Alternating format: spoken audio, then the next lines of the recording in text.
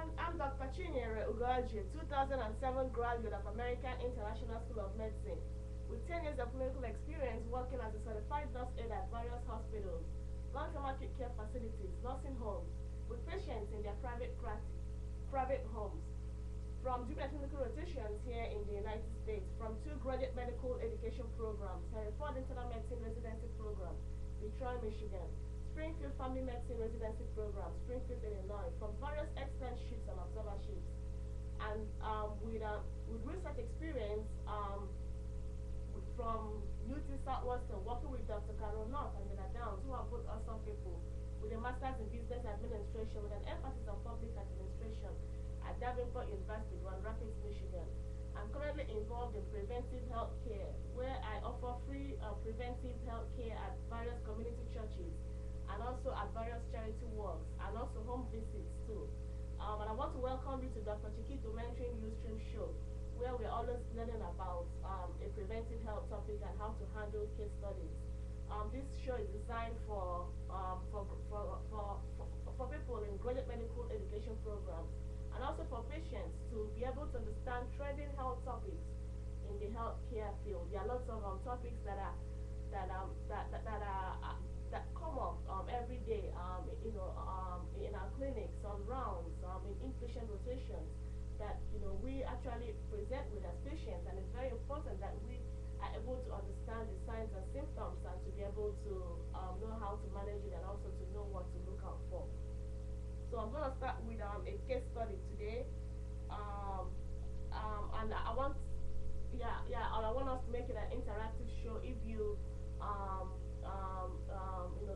log in, or if you're watching this Ustream show, don't hesitate to post a comment or post on my Ustream social stream, or call me or send me an email, and I can be able to reply.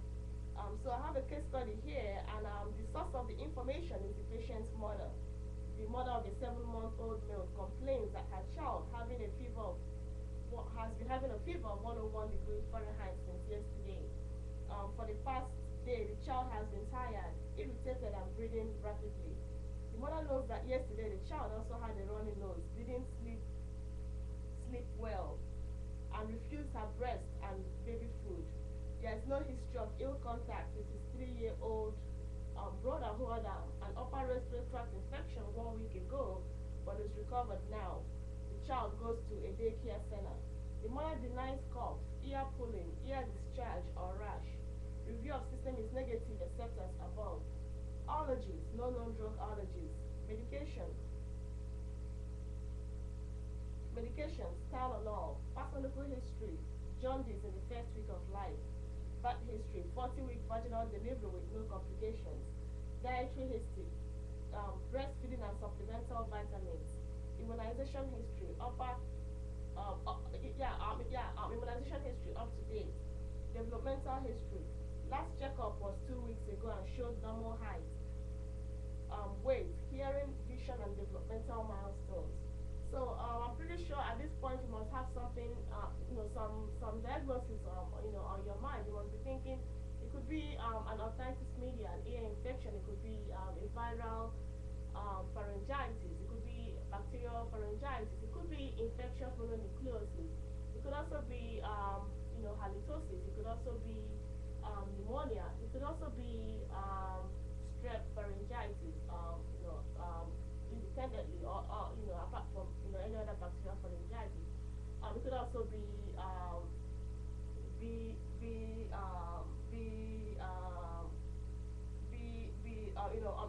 many of the things that we've actually listed above. So if that's what you're thinking, you may not be too far from the truth, but hopefully at the end of this show we can be able to learn why it's a viral upper respiratory tract infection and not any of the other things that you were thinking. So I'm going to go ahead and read about this article on a viral upper respiratory tract infection. And so upper respiratory tract infections are illnesses caused by an acute infection which involves the upper respiratory tract, nose, sinuses, pharynx, or larynx. So any of those organs that I've mentioned that are actually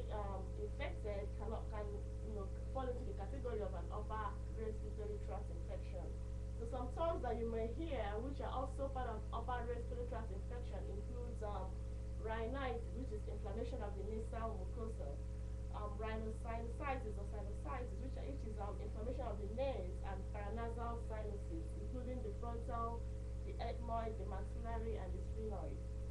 Nasopharyngitis, which is inflammation of the nares, pharynx, hypopharynx, uvula, and tonsils. Pharyngitis, which is inflammation of the pharynx, hypopharynx, uvula, and tonsils.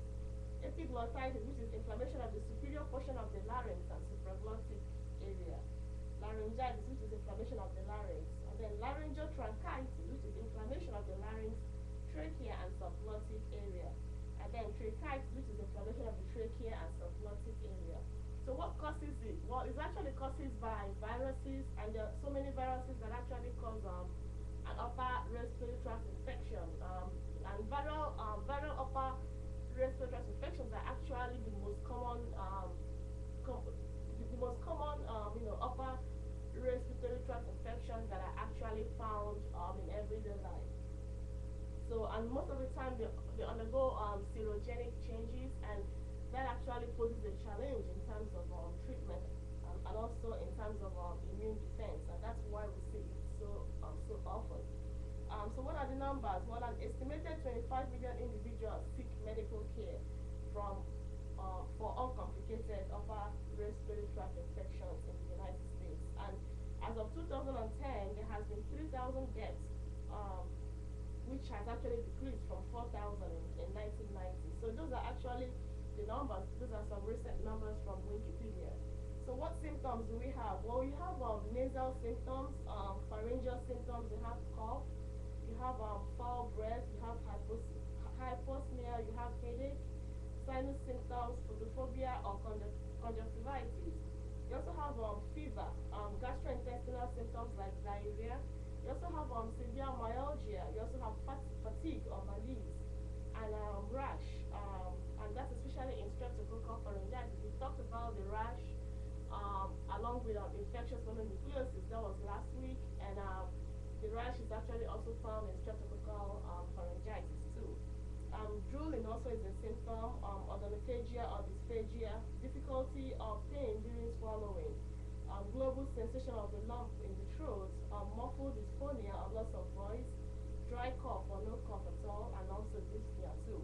So physical examination, what should we look out for? When you suspect that you have a viral upper tract infection, and you have all these symptoms that we have actually listed above. So when you do a physical examination, what should you expect? Well, on general survey, in general, you might actually have a fever. Skin, you could have a rash and exanthem, which is what we just talked about.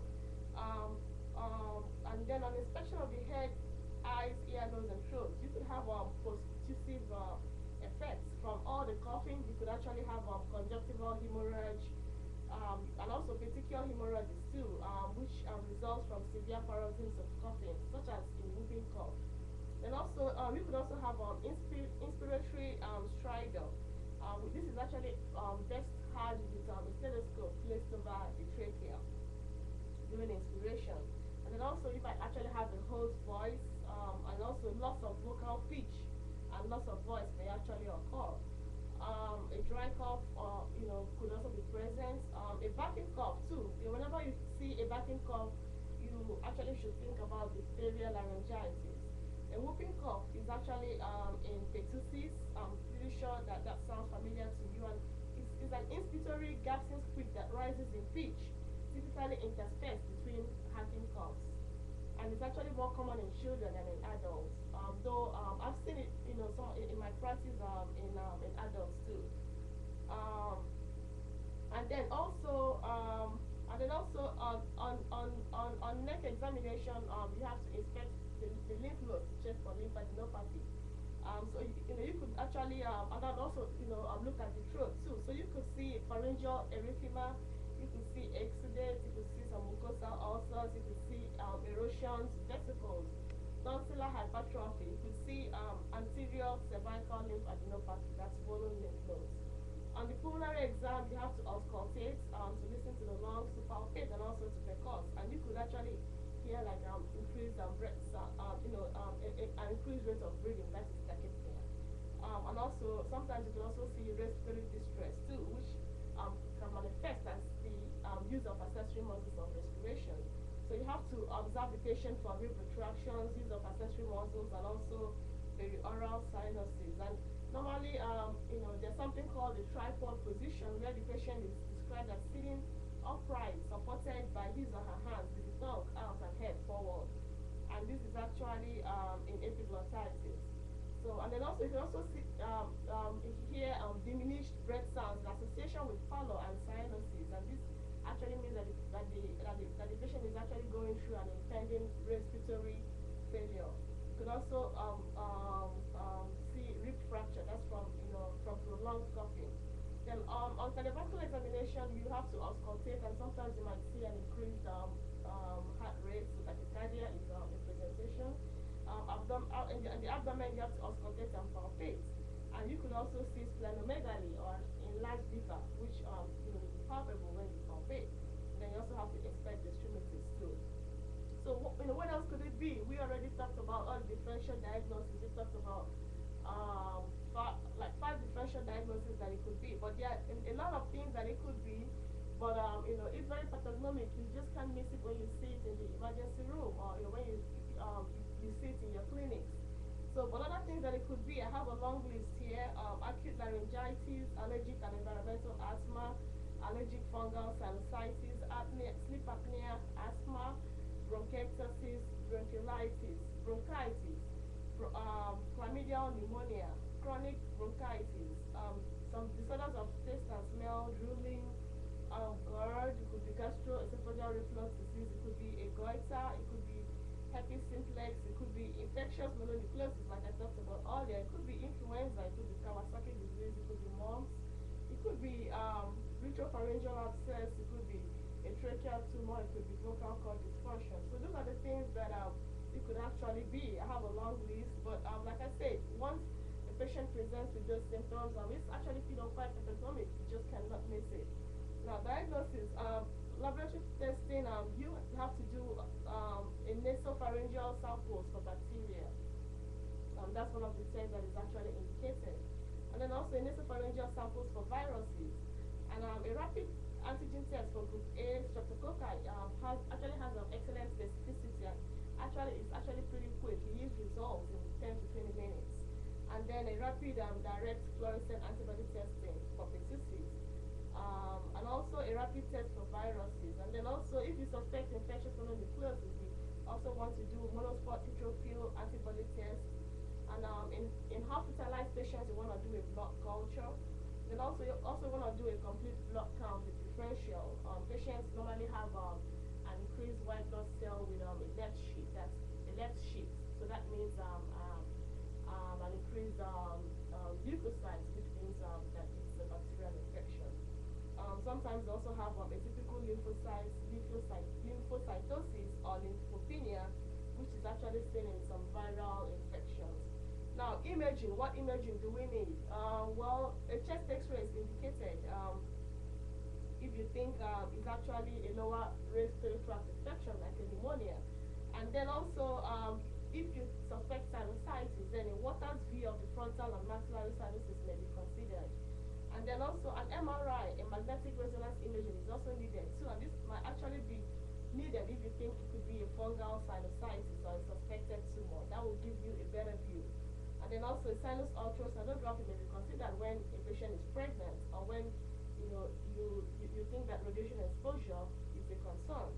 And then ultrasonography is actually useful too in the ICU, in the intensive care unit, to evaluate nosocomial sinusitis.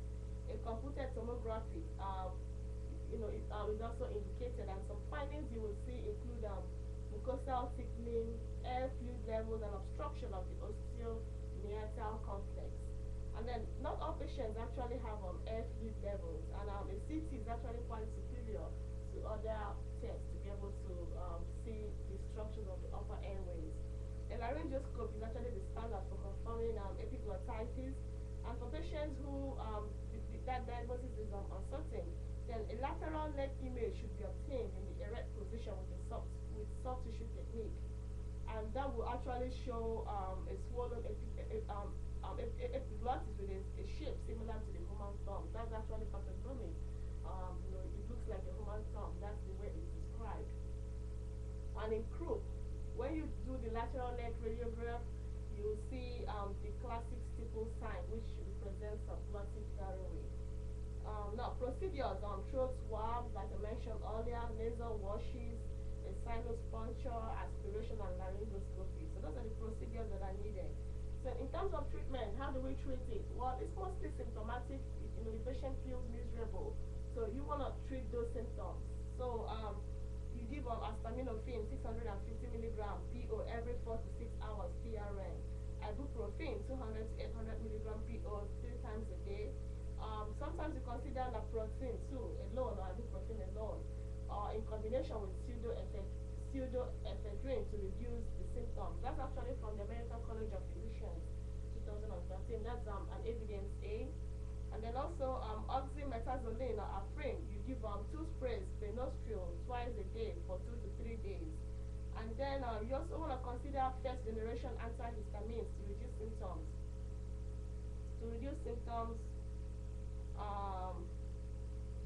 In adults, but this is actually not used in children. That's also from the American College of Physicians, 2013, evidence A. And then also phenylephrine, which is neosynephrine, you give 2 sprays per nostrils 4 times a day times 2 to 3 days. For a child, you give 1/8% every 4 to 6 hours, because it is actually pretty specific for children. Then Pulmicort, that's actually an MDI, a beta-dose inhaler or a nebulizer. You give 1,200 mcg. You give 3 puffs twice a day.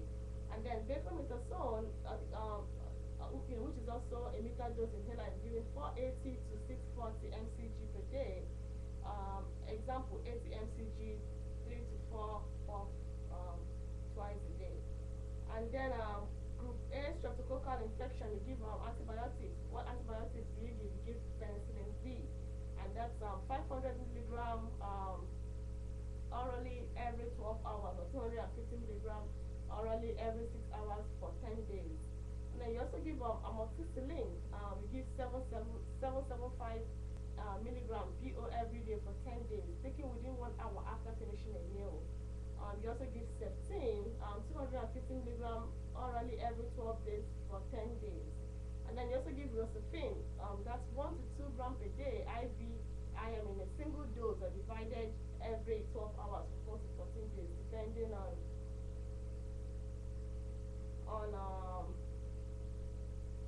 the type and the severity of infection. For pertussis, whooping cough, you give Bayazine, clarithromycin, 250 milligram PO every 12 hours for 10 days. For erythromycin, you give 500 milligram PO every 6 hours for 14 days. For azithromycin or Zitromax, you give 500 to 2,000 milligram in multiple or single doses. And then sometimes you consider intranasal ipratropium bromide to reduce the nasal symptoms, which can be quite severe sometimes. Consult, well, you have to have a surgeon on board. Airway obstruction from epiglottitis, tonsillar hypertrophy, peritonsillar abscess, retropharyngeal abscess, or sleep apnea may actually need a surgeon to be available. Neurosurgeons, neurologic findings or mental status changes can actually need a neurosurgeon to be on board. Infectious disease specialists and patients who have HIV or cancer-related infections or immunodeficiency actually need an infectious disease specialist. And then pulmonologist has to be present too, and otolaryngologist. So patients who have a chronic cough after an upper respiratory tract infection, you actually need a pulmonologist too to be able to evaluate them. And then also and then if they have persistent hoarseness after 2 weeks, then you might be thinking it could be a tumor, and that's probably time to have them checked out.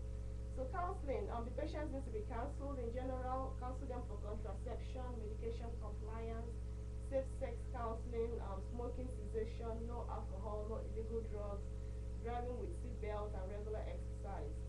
preventive care. This young fella, he needs he wants some got some congenital hypothyroidism screening as a newborn, and then ocular prophylaxis for gonococcal ophthalmia, phenylketonuria screening, sickle cell disease screening, dental caries, hearing loss, and then iron deficiency, anemia. And that's something you also have to check for his age too. So some important points that I thought was actually quite important. You have to increase fluid intake, and also probiotics have actually yielded a lot of benefits too. But like consumption of yogurt, has actually yielded some benefits too. And then alcohol intake is actually prohibited because it can cause nasal swelling. And then rest is actually very, very, very, very beneficial. Contact sports, patients who have infectious mononucleosis, like we talked about earlier, should be instructed to avoid contact sports for 6 weeks, and because it can actually cause some splenic rupture. And then voice rest too is actually indicated for patients with laryngitis or laryngeal tracheitis. Air travel discomfort is actually experienced, so it's actually advised to stop air travel. And then swimming, you might want to ask them to stop swimming because it can cause inflammation of the nasal membranes. And then also, like I talked about earlier, intranasal ipratropium bromide, 84 micrograms to each nostril 4 times a day. It's actually recommended. That's in patients, with rhinorrhea and sneezing. That's actually very good for relieving their symptoms. And then also zinc containing preparations too, have also been, have also had some significant benefits too. That's zinc gluconithium nasal gel 33 millimole per liter 4 times daily within 48 hours of symptom onset. These are actually over the counter, and I've had lots of patients who have asked me about them, and they are actually just to treat the symptoms. And then also vitamin C, also has great benefits, but does not shorten the duration or reduce the severity of the illness. And then also advising the patient to stand in a hot shower or sit in a bathroom in a hot shower has also been very useful as a comfort measure. So that's from the American College of Physicians 2013. That's actually evidence-based. And then some measures like sipping chicken soup, extra fluid intake, nutritious diet, throat lozenges, rest, all of that is evidence-C, which is actually, it's mostly for the symptoms. And then also, you also have to educate the patient too about the cause of the upper respiratory tract infections. Like I said, most of them can actually be quite miserable, and that's evidence-based. And then also, you also have to ask the patient to be aware of the symptoms. Like, tell them what to watch out for, when they come to your office. And also ask them to seek medical attention if they have any of the following symptoms: cough for more than 3 weeks, shortness of breath, and hemoptysis, chest pain, wheezing, dysphagia, dry throat, severe headache, nasal discharge for more than 7 to 10 days, especially if associated with facial pain, tooth pain, or fever or ear pain, because then you're thinking maybe it could be sinusitis. You also discuss some antibiotic use with the patients, and that's an evidence-C. So prevention, how do we avoid getting it? It can be pretty hard, especially if you have sick people around you. It's pretty common. I just mentioned the numbers earlier. Well, frequent hand washing is actually the single most effective strategy. And then also probiotic milk with live culture lactobacillus may actually reduce the respiratory infections in children aged less than 7. So what's the final diagnosis? Well, it's upper respiratory tract infection. And how do we code it? When you see it in your clinics, how do you code for it after treating the patient? Well, it's an ICD-9 465.9 or an ICD-10 J0006 or J3039. So ICD-10 is going to be used, coming up 2014, and lots of excitement are actually in the air about that. So I have a PowerPoint question that is designed to be able to help healthcare professionals to read the article, to be able to help patients to understand what is actually proven to help, and what actually viral upper respiratory tract infection is all about. And the question is, in treating a viral upper respiratory tract infection, it's very important to understand that there is no evidence for the use of Chinese medicinal herbs for treatment of the common cold, true or false. Well, that's something I want you to figure out. The answer was actually listed earlier in the article. So check it out and submit your answers. I have a form that you can be able to put your name and then put in your answers, and then the drawing will be done on Saturday when I do my broadcast for Live the Night Walk. And if you win, you can be able to have a shot to win some of our prizes, which are actually listed over here. We have a lot of prizes from residency programs, from various organizations, and you can be the proud winner of some of these. So today, I'm going to go through residency interview question. This is residency interview season, and I'm pretty sure that lots of us have actually gotten interviews. And a very it's a time for us to be able to get to know different programs. Many programs are actually interviewing, and they're trying to get to pick candidates, pick residents who are going to be able to be trained, who are qualified and who are going to be able to be trained, within the next 3 years. Healthcare is a very exciting field, and with the healthcare reform, lots of residents, lots of medical students who are done with medical school, actually are going to be interviewing and are going to be going into the next section of their career, which is residency. So it can be a very stressful time, a very stressful time, but it can also be very, very exciting. And that's why the Drchikitomentoring Ustream show is here to be able to provide you with some of the answers that you may, to the questions you might encounter during residency. So, one of the questions that you can actually encounter is why did you choose this specialty? There are various specialties in graduate medical education. There's family medicine, there's internal medicine, there's psychiatry, there's surgery, there's dermatology. So most programs want to know why you chose whatever specialty that you chose. You must have a reason, a personal reason that you actually wanted to go into that specialty. So it's up to you to be able to convince them and to be able to let them know that you actually chose it because you had a reason.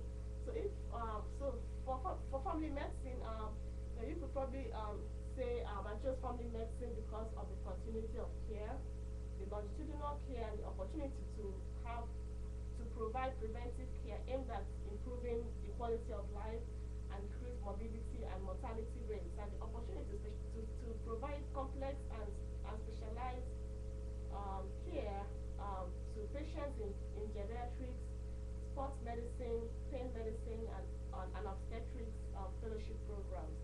I decided on family medicine after doing my family medicine rotation, taking care of patients with diverse pathophysiology, including hypertension, diabetes, hyperlipidemia, and a wide variety of other patient cases, and providing continuity of care to this patient population. For internal medicine stands out because of the complexity of patients that you see, the inpatient exposure, and also the amount of didactics, and also the opportunity to specialize. So you can be able to answer, well, I chose internal medicine because of the complexity of patient pathology and didactics encountered in inpatient and outpatient settings, and the opportunity to provide specialty-specific care after specialization. I chose internal medicine after doing my internal medicine rotation and taking care of a wide variety of patient pathophysiology in inpatient settings and exposure to various subspecialties during my elective rotations. Psychiatry. Psychiatry has a lot of facts about it. You can be able to say, I chose psychiatry because of my interest in psychiatry, the patient population, and the success that has been achieved, utilizing pharmacology, counseling, and research, and the opportunity to provide continuity of care in both inpatient and outpatient settings. I chose this specialty after doing my psychiatry rotation, working with psychiatric patients, and after completing my psychiatry research and providing continuity of care to these patients. Surgery also has a lot of facts about it. There are lots of procedures that are actually involved in surgery, and if asked about surgery, you can say, I chose surgery because of the procedure opportunities available in inpatient and outpatient settings, and the opportunity opportunity to care for both long-term and short-term patients, utilizing team-based patient management and practice satisfaction. I chose surgery after completing my surgery rotation with ample opportunity for procedures, patient care in both inpatient and outpatient settings. So, these are some sample answers to questions that you may encounter as you go through your residency interviews.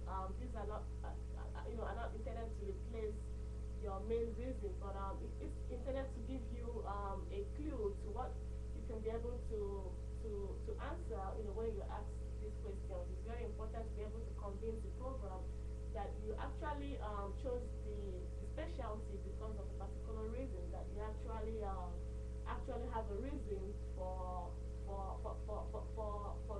choosing to apply to their program. You have to be convinced that you actually are actually meant to be there, and that you actually know what your goals and your career goals are for the next few years. That's a very important factor. So at this point, we're gonna go into the next section, which is our future residency, residency program of the day, which is Union Family Medicine Residency.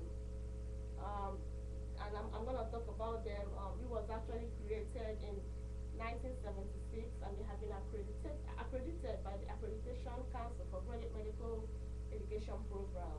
They have a strong tradition for recruiting and training resident physicians in all aspects of family medicine. They have a lot of testimonies from their program director, their faculty, and also their residents too. They're actually considered one of the elite family medicine programs in the Midwest, and they are both community-based and unopposed, and that has actually been very instrumental in their development. They have residents from all over the world, and they're actually trying to provide an individualized 3-year training experience. They will be moving in August to the new Family Medicine Center, and that will actually double their examination rooms and procedure rooms, and they're actually connected directly to Union Hospital. They have a large conference room that has a state-of-the-art AV equipment. So their strengths include the strength of their faculty, the strong support from the community physicians, and also the hospital too. And they actually have a goal of being the premier family medicine residence in Midwest within the next 5 years. Most of their graduates practice in Terre County, and their goal is to actually to produce competent physicians to be able to contribute towards the community of Terre County. And then also the types of procedures that they also do include joint injections, nail removals, vaginal deliveries, casting and splitting, mold excisions, circumcisions, IUD placement, cryotherapy, lumps and bumps, I&D, vasectomies, acute care procedures, and many others. That's for those who are interested in procedures. That's a huge part of what you encounter in family medicine. And their contact information is Vicky Miller, that's the residency coordinator. I actually met them at the AFP conference, and I got some gifts. So they're actually part of our sponsors. So I want to say hi to you if you're out there. If you eventually watch this video, it's a privilege to be talking about it today on my show. And the email, the phone number can actually be found on their website. They are also on Facebook, and the application process is actually listed on their website too. On Facebook today, Vicky Miller is actually on Facebook too, and there's an article from the TribeStar article about the program, and she was given credit for that. So I want to ask all of you to check it out. It's residency season. It's a lot of fun time for everybody who is interviewing, and I want to invite you to keep up to date with what's going on, with the program. There are lots of things that are going on out there. Be able to get medical students and to get graduates to be able to get into residency and to become competent physicians. So in terms of healthcare news, I'm just going to be going through the healthcare news for the next 10 to 15 minutes. There are lots of exciting things going on in healthcare, and we are actually in the forefront of it by providing you with these updates on Drchikitomentoring Ustream show. So the ACP internist, there's talk about long-term follow-up of WHI, which indicates menopausal hormone treatment is not helpful for chronic disease prevention, and exercise may be as effective as drugs for some mortality outcomes, and that's from some recent studies. And then also from the AAFP, they outline onerous HHS regulations, and also some tips on how to negotiate a better contract. From the WIHI, there's a radio program coming up on the 24th of October. That's from 2 to 3. Who is conversation ready? How healthcare can respect end-of-life wishes. So that's the name of the radio conversation. So I want to of the radio program. So I want to invite you to check that out, to enroll. I've actually attended most of their seminars, of their webcasts, and they're pretty educational. They're very, very educational. You can be able to learn, and some of them are actually CME accredited, so you can be able to get CME credit for them. And then also in the spotlight, a systematic review of the application of the PDSA method to improving quality in healthcare. So that's actually pretty interesting, and also quality assurance and improvement programs. Lots of opportunities and convergence, and also long-term cognitive impairment after critical illness. That's actually co-authored by an IHI faculty member. And then from the STFMI, there's for presentations, the fellows, residents, or students research works in progress. Call for papers will open in November, so watch out for that. And then from the World Health Organization, some current features include breast cancer awareness. This is actually breast cancer month, childhood obesity, opportunity to enroll for insurance, food core, some important information about mice, and then also to know about hepatitis B, secondhand smoke, TB, and correction. So check that out. And then also some information about mammograms too. This is breast cancer awareness month. It's very important that you know about mammograms. And then from the American Psychiatric Association, there's a conversation at IPS, Patrick Kennedy and Jeffrey Lieberman. So you can view that conversation from the 11th of October. And then also, they also announced Psychiatric Services Achievement Awards. And then they also, and they have joined the Choosing Wisely campaign. And then there's a joint statement of suicide in media. So check all of that out on their website. From AFP News, AFP president refutes claims that primary care physician incomes contribute to high health care costs. So that's a very interesting article by James Avantes, and I want to invite you to check that out. And then from the World Health Organization, trending news include Saudi health authorities ready to assist Hajj pilgrims, and then also towards mercury-free healthcare in Argentina, and Ghana looking after its older people. So check that out too. And then from the AMIA, American Medical Informatics Association, the top news includes scientists discover new mechanisms that preserve genomics, and also clinical decision for support, the important steps that are needed, and the number of EMR functions that are linked to physician stress. So they're in the forefront of getting our EMRs to be able to help us to provide competent care. And then the Hastings Center, that's from the American Congress of Obstetrics and Gynecology. The Hastings Center offer 5 end-of-life care awards, totaling $95,000. Now you can be able to apply by October 31st. And then ACOG and ASRM issue joint guidelines for reproductive health professionals to help patients reduce environmental chemical exposure. And then the September issue of monthly member e-source is now online.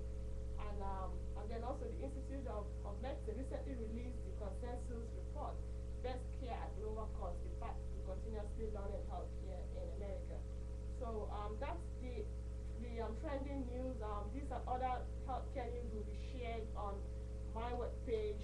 Most of them are actually shared on Facebook, and you can be able to check them out. There are lots of exciting things happening in healthcare, and Dr. Chiquito Mentoring Ustream Show wants to be in the forefront of that by providing you with all this information and and where you can be able to read them. So at this point, I'm going to talk about my work for leukemia and lymphoma. It's called Light the Night Walk by the Leukemia and Lymphoma Society. They have a website, and their mission is actually to be able to create awareness about leukemia and lymphoma, which is a blood cancer. There are lots of survivors who have lots of miracle stories about leukemia and lymphoma whose lives have been saved, whose families have encountered this miracle because of leukemia and lymphoma. And I feel very honored to be part of this work. I actually worked last year, but I didn't have a team. But this year I have a team. I have a 9-people team who have their own web pages. They also have their own Facebook pages, and they can be contacted by email, and they can be able to register you. It's not too late to register. The work will take place on the 27th of October downtown. It's gonna start by 5 o'clock with festivities, and then the work itself starts by 7 o'clock. So far, there are lots of things that have been done to be able to create awareness, to be able to raise funds, and so far, the Leukemia and Lymphoma Society is actually at 84% of their goal. They've raised 360,000 and that's actually pretty impressive. In my team, we are actually at 5% of my goal. We are actually racing towards becoming a champion for cures by raising $100. So far we've raised $29, and we're looking for people who are interested in joining this team to create awareness, to be able to raise funds. We want to raise $100 to become something called a champion for cures. Team activities include webcasts, Ustream shows, team communications by emails, and by phone, and also team meetings too. So far, we've actually created lots of awareness. We've actually raised a lot of funds, and I want to thank everybody who has actually played an active part and who has actually showed interest and support towards this work. Our trending donor is Brian Downey. I want to thank you, Brian. You've been awesome. And then also that's our top donor. I'm sorry. He's the one that has actually raised the most funds, who has donated the most funds. And then our training donors include Kinder Care. That's actually they provide child care. That's where my son Kingston actually gets his child care. So from now to the 27th,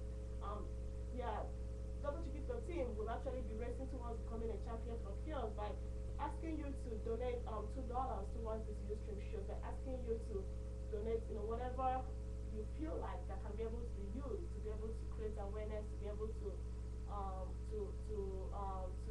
get life-saving research, to get medicine, drugs for patients who have leukemia and lymphoma. And I actually talked more about this about my work more extensively over the weekend when I do my Live the Night Walk broadcast. So with that, I want to thank everybody. Current updates on Live the Night Walk include an email from Akmari Green, and that's actually asking us to be able to continue registration. You can be able to register right now. And then they're also calling for volunteers. I know Jesse actually wanted to volunteer. So it's an opportunity for anybody who wants to volunteer, not just to work, but to actually volunteer and help out.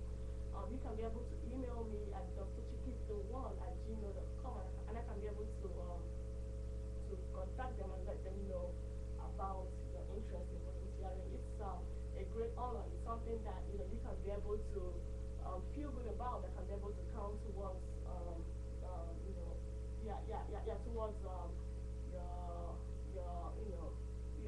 your goals that you've accomplished. And I want to thank everybody who has been part of my work and who actually wants to sign up. Our newest member is